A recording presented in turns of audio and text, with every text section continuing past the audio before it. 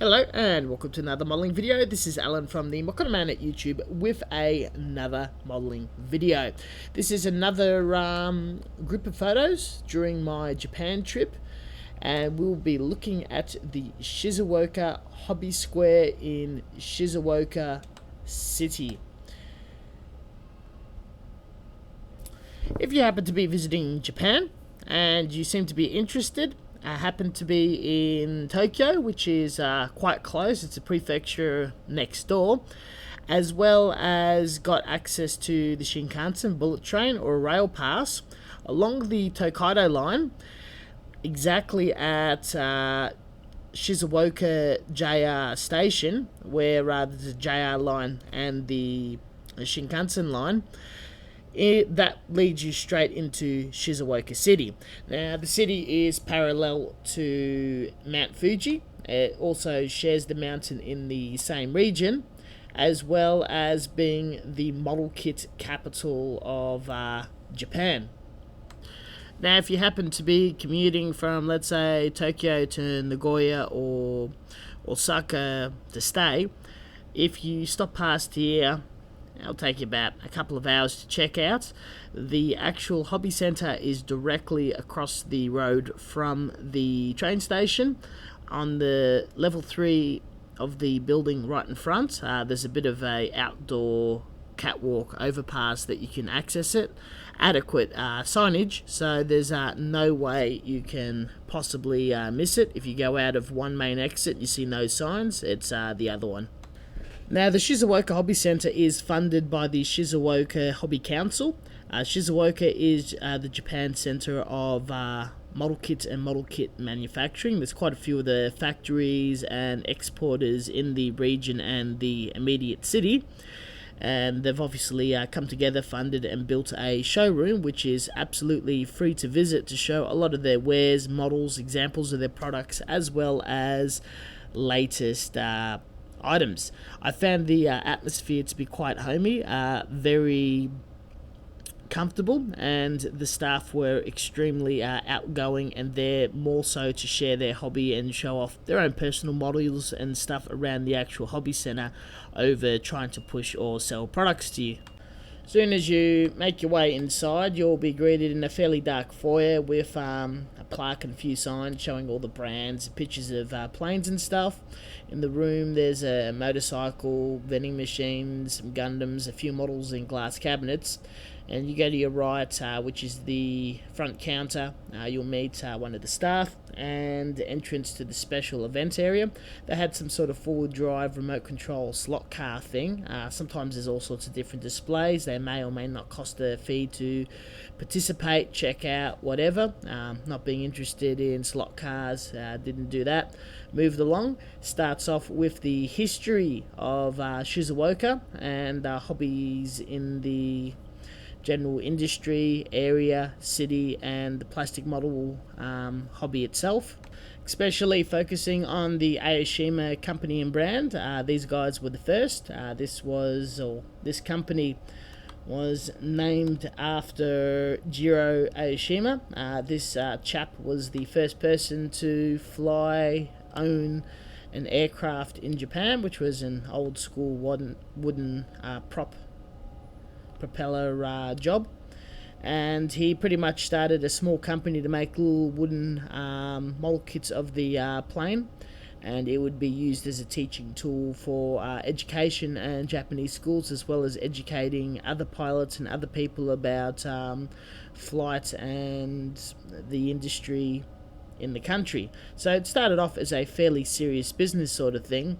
and after the war it got into more hobby side of things. A lot of the hobby stores or hobby manufacturers were making wood cutout aircrafts that you sort of slot together, paint it, fly it, came in buildings and whatnot. You would have seen them around $2 shops, or they're quite cheap, or remember the actual styrofoam cutout models from the 80s and the 90s. Very similar. They're somewhat making a comeback with animals and dinosaur bone shapes.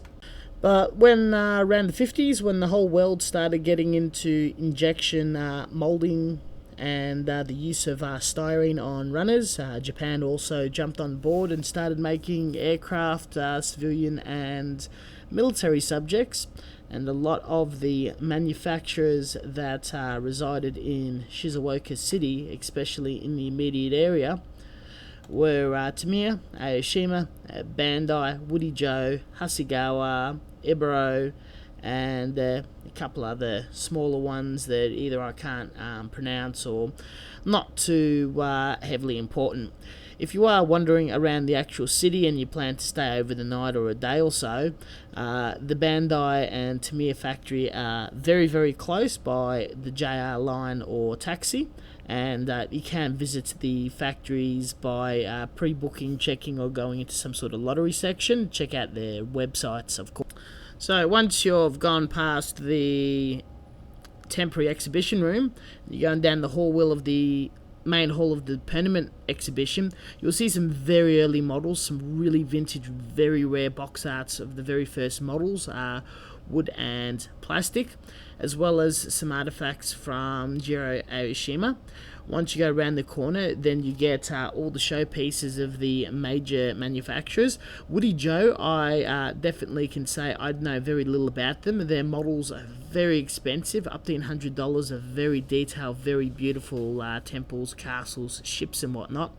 The rest of the plastic models are generally product displays, so you got snapped models or out of the box built models, highly beautiful and detailed painted models of all the aftermarket bits, as well as new products and runner design.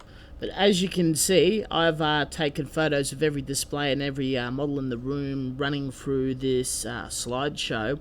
The quality of the work is spectacular. It's just such a wide variety of subjects through very expertly built models. The showroom is fairly large, like I said.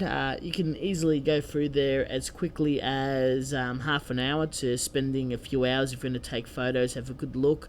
If you're able to talk to the staff or if they're keen, they are a lot of fun. You see them standing at the counter working on a project. They'll actually point at stuff they actually built. When visiting, it's best to take advantage of its interactive nature, as the staff is inclined to do so. Once you go through the main showroom itself, you lead into the gift store.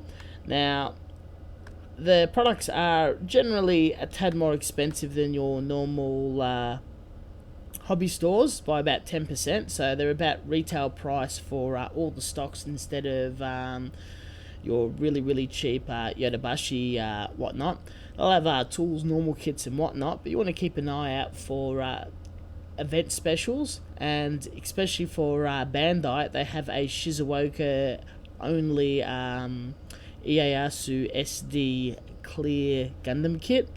Tamiya has a few interesting knickknacks, clothing, canned breads. Those sort of things can be a lot of fun to buy in this stall.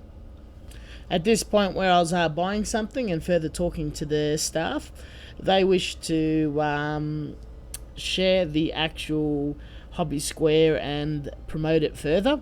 They probably don't do a lot of paid advertisement, and ask to take some photos and share it on social media, which I'm doing so as now. All these photos that are displayed throughout the video can be seen in the link below on my Facebook page. Now, when you go beyond the stall, there's a small hobby room, which are in these following pictures, and I suppose you could buy a kit and you have a few tools you could sit around and build or organise build meets. I assume that they probably do have their own organised clubs and gatherings there, as well as what I appear to be the local community or clubs work in the smaller glass display cases.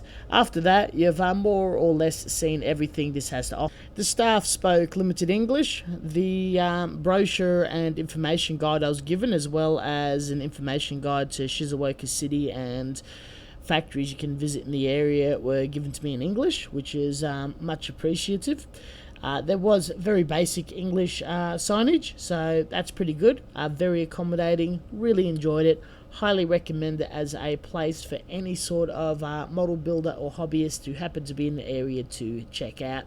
I personally had a lot of fun and found it to be a worthwhile experience. Thank you very much for watching, and as always, until next time, catch you guys later.